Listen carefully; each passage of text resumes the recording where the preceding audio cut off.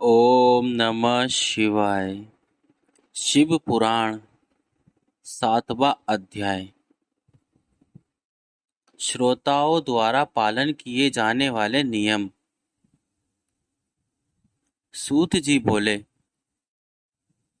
सोनक, शिव पुराण सुनने का व्रत लेने वाले पुरुषों के लिए जो नियम हैं उन्हें भक्ति पूर्वक सुनो। शिव पुराण की पुण्यमयी कथा नियम पूर्वक सुनने से बिना किसी विद्या बाधा के उत्तम फल की प्राप्ति होती है।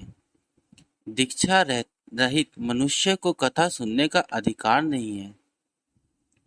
अतः पहले वक्ता से दीक्षा ग्रहण करनी चाहिए। नियम पूर्वक कथा सुनने वाले मनुष्य को ब्रह्मचर्य का अच्छी तरह से पालन करना चाहिए।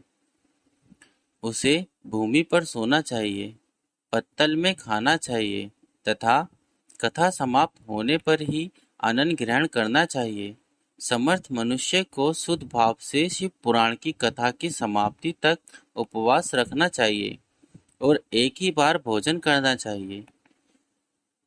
गरिष्ठ अन्न, दाल, जला अन्न, शेम, मसूर तथा बासी अन्न नहीं खाना चाहिए। जिसने कथा का व्रत ले रखा हो उसे प्याज, लहसुन, हींग, गाजर, मादक वस्तु तथा आमिष कहीं जाने वाली वस्तुओं को त्याग देना चाहिए। ऐसा मनुष्य प्रतिदिन सत्य, सोच, दया, मौन, सरलता, विनय तथा हार्दिक उदारता आदि सद्गुणों को अपनाए तथा साधु संतों की निंदा का त्याग कर नियम पूर्वक कथा सुने।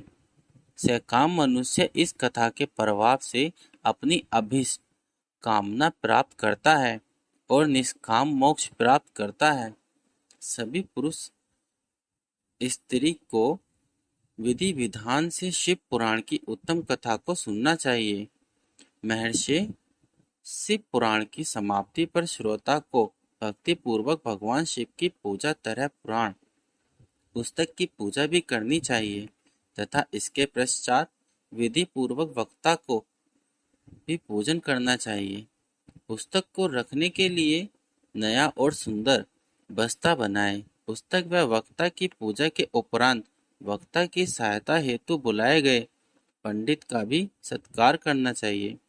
कथा में पधारे अन्य ब्राह्मणों को भी अनंत धन का दान दे। गीत, वाद और नृत्य से उत्सव को महान बनाए। विरक्त मनुष्य को कथा समाप्ति पर गीता का पाठ करना चाहिए तथा गृहस्थ को श्रवण कर्म की शांति हेतु होम करना चाहिए। होम रुद्र संहिता के श्लोकों द्वारा अथवा गायत्री मंत्र के द्वारा करे। यदि हवन करने में असमर्थ हो तो भक्ति पूर्वक शिव सहस्त्र नाम का पाठ करे। कथा श्रवण संबंधित व्रत की पूर्णता के लिए शहद से बनी खीर का भोजन 11 ब्राह्मणों को कराकर उन्हें दक्षिणा दे। समृद्ध मनुष्य 3 तोले सोने का एक सुंदर सिंहासन बनाकर उसके ऊपर लिखी अथवा लिखाई हुई शिव पुराण की लिखी पोथी विधि पूर्वक स्थापित करे तथा पूजा करके दक्षिणा चढ़ाए। फिर आचार्य का वस्त्र, आभूषण एवं गंध से पूजन करके दक्षिणा सहित वह पुस्तक उन्हें भेंट कर दे।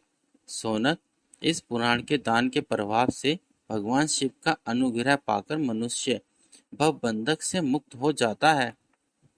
शिव पुराण को विधि पूर्वक संपन्न करने पर यह संपूर्ण फल देता है तथा भोग और मोक्ष प्रदान करता है। मुने, शिव पुराण का सारा महात्म्य जो संपूर्ण फल देना वाला है मैंने तुम्हें सुना दिया है। अब आप और क्या सुनना चाहते हो? श्रीमान, शिव पुराण सभी पुराणों के माथे का तिलक है। जो मनुष्य सदा भगवान शिव का ध्यान करते हैं, जिनकी वाणी शिव के गुणों की स्तुति करती है और जिनके दोनों कान उनकी कथा सुनते हैं, उनका जीवन सफल हो जाता है। वे संसार सागर से पार हो जाते हैं।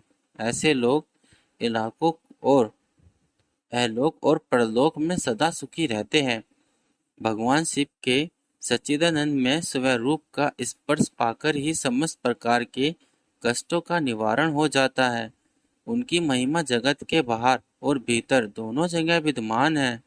उन्हें अनंत आनंद रूप परम शिव की मैं शरण लेता हूँ। ओम नमः शिवाय।